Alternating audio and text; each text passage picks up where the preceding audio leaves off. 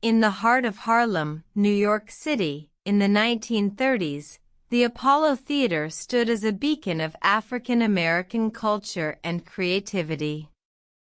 Known as the Temple of Soul, it was a stage that had witnessed the rise of legends like Ella Fitzgerald and James Brown. Yet, by the 1970s, the theater faced a crisis. The neighborhood had changed, and crime had taken over. The once vibrant theater was now a shadow of its former glory, struggling to survive.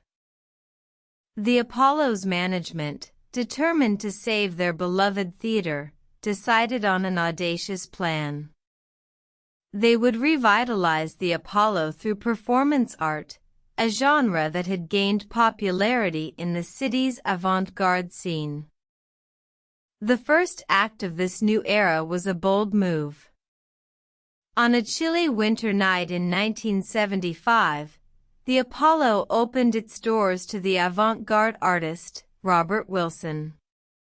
His experimental production, Deafman Glance, was a shock to the audience, but it was a shock that ignited a spark.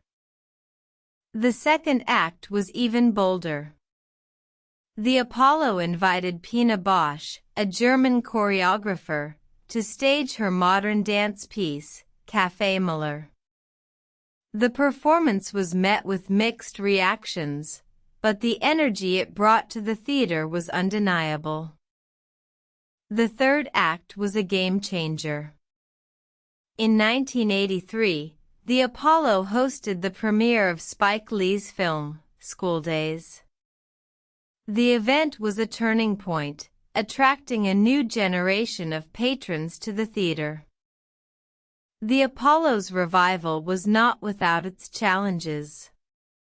Critics argued that the theater was straying from its roots, and community members expressed concerns about the lack of traditional acts. Yet, the management persevered, believing that the future of the Apollo lay in embracing change.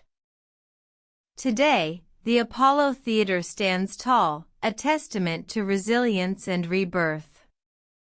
Its story serves as a reminder that in the face of adversity, innovation and adaptability can pave the way for a new era.